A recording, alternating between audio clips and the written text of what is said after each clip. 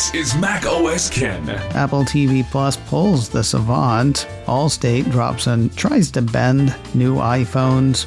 And the EU is targeting Apple again.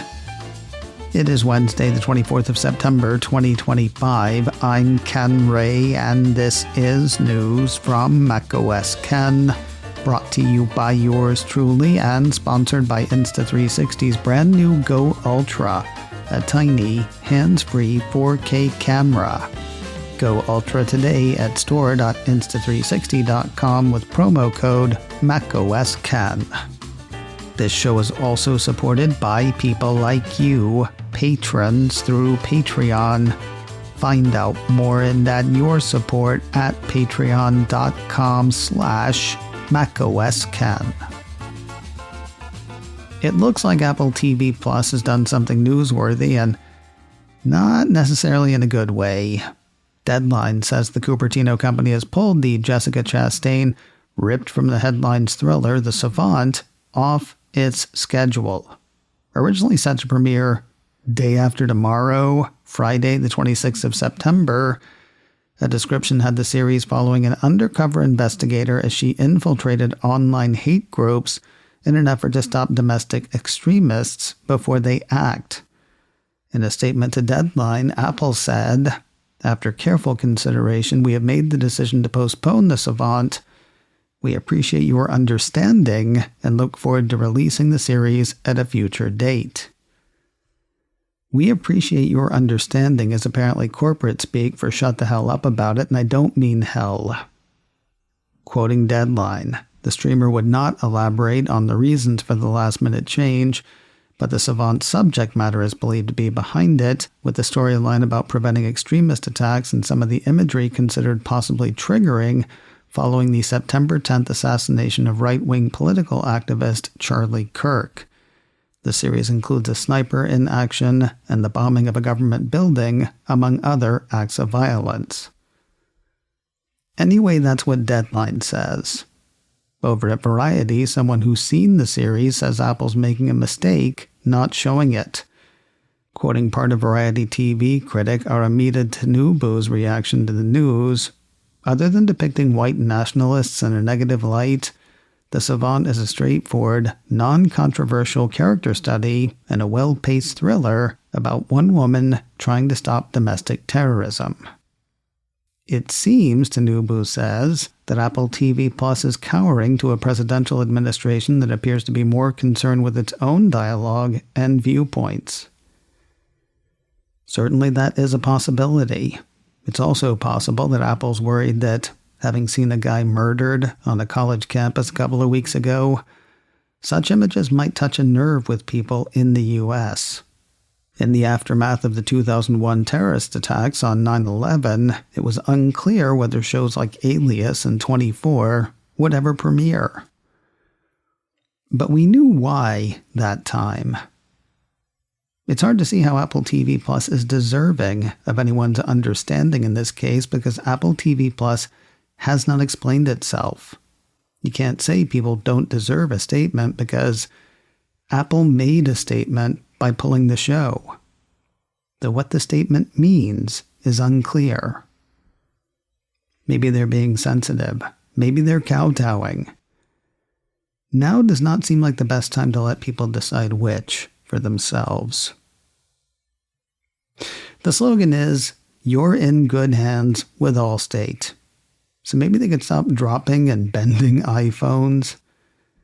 I'm kidding. They're doing it for science or commerce or something. Apple Insider had the insurance company testing iPhone 17 Pro and iPhone Air for damage from bending and dropping.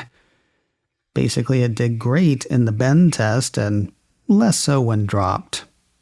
Using robots, Allstate found iPhone 17 Pro functional but bent at 200 pounds of pressure. iPhone Air came close to that, bent but functional at 190 pounds. Using another robot to drop phones 6 feet onto a sidewalk, landing as flatly as possible. Well, they're still glass, so they still break. According to Apple Insider, when dropped on the front, both models were still functional, but the Ceramic Shield 2 front glass shattered. Since the glass was too sharp to let the phones be used with bare hands, they would have to be serviced to remove and replace the glass entirely. Dropping them on the back glass, iPhone 17 Pro actually had to be dropped twice before cracks appeared, though there was cosmetic damage after the first drop. iPhone Air cracked on the back on the first drop. Aside from that, both phones still functioned. Bottom line, Allstate says iPhone durability continues to improve. For now, though, the company suggests a case for the communicator. This is kind of funny. A piece from the Financial Times says the European Union is set to scrutinize Google, Microsoft, and Apple over whether they're doing enough to police financial fraud online. EU tech chief Henna Verkunen indicates that regulators will look at fake search results in the search engines of Google and Microsoft's Bing. They'll also look at how Apple and Google are handling fake applications in their app stores, such as fake banking apps. Do you want to guess Apple's response? That was picked up in full by 9to5Mac, pointing out that Apple has expanded its anti-fraud initiatives to address threats and protect users. The Cupertino company counters, the European Commission is undermining our efforts by forcing Apple to allow alternative app distribution and payments, despite warnings that this puts users at greater risk of fraud and scams. While the regulator focuses on issuing misguided and counterproductive threats of investigation and fines, we will continue to advocate for the safety and security of our users. Back in May, Apple indicated in the last 5 years the App Store has prevented over $9 billion with a B dollars in fraudulent transactions, according to 9to5Mac. That is said to have included over $2 billion last year alone. While things heat up again between Apple and the EU, the company is seeing one of its services expand in Europe. Engadget says Tap to Pay on iPhone has gone live for 5 more countries. The piece says the contactless payment option is now available for businesses in Estonia, Latvia, Lithuania, Monaco, and Norway. More news in a moment, but first a word from today's sponsor, Insta360, and their brand new Go Ultra, a tiny, hands-free 4K camera. We've talked about how tiny and lightweight Go Ultra is, roughly the size of an Oreo, weighing 1/10 of a pound. It's not just size that lets it go anywhere, though. The built-in magnetic mounting system lets you stick it wherever you can stick a magnet, which means you can wear it, thanks to the included magnet pendant and the magnetic easy clip. That means incredible shooting anywhere. With its upgraded 1 by 1.28-inch sensor, Go Ultra delivers incredible shots day and night. That's on your bike, on your hike, or even on your swim. The standalone camera is waterproof down to 33 feet.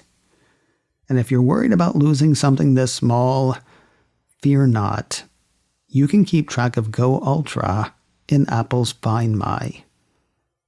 If you're ready to go Ultra, head to store.insta360.com to check it out.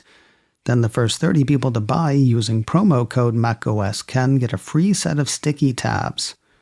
They let you mount where magnets won't do the job. The first 30 people get a free set with your Go Ultra purchase at store.insta360.com using promo code macOS. Show the world what you see the way you see it. Get the Insta360 Go Ultra at store.insta360.com and use promo code macOS. Apple's burying money in the woods. Investing. Apple's investing money in the woods.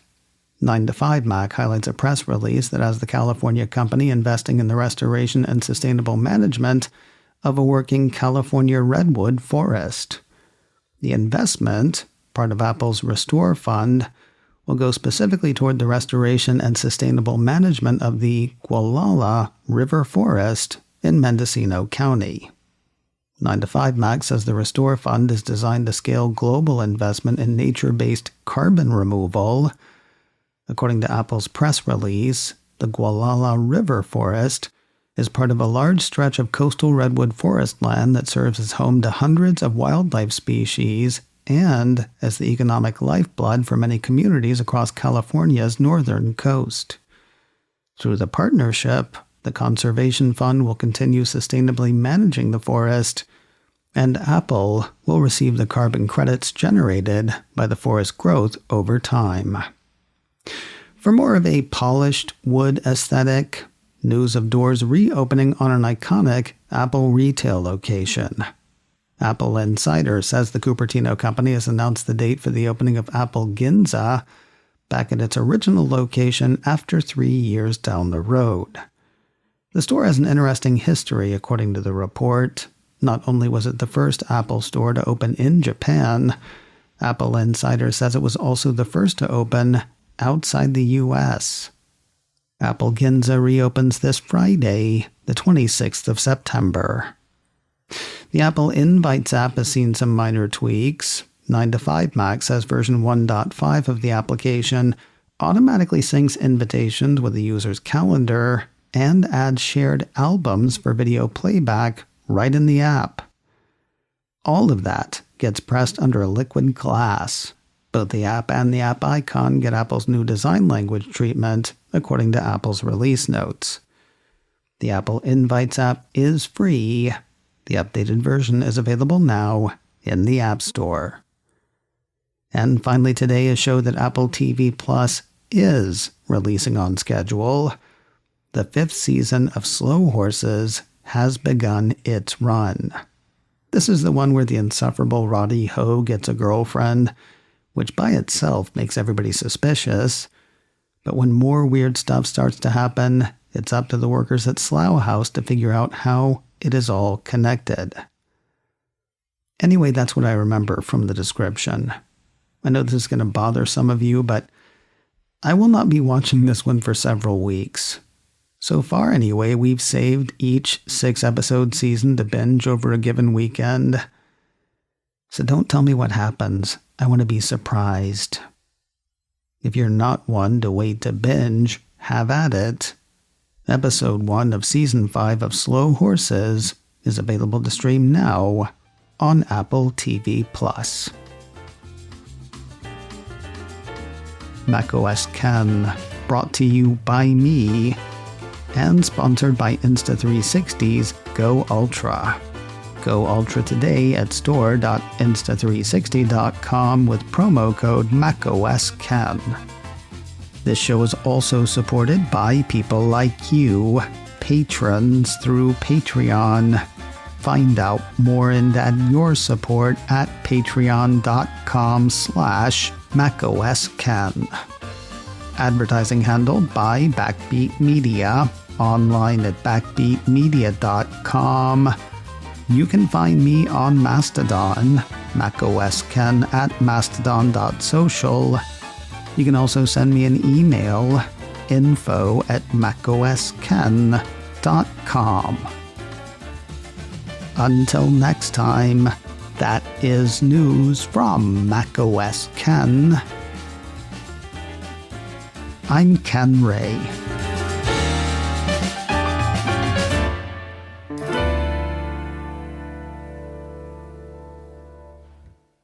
It's still sunny.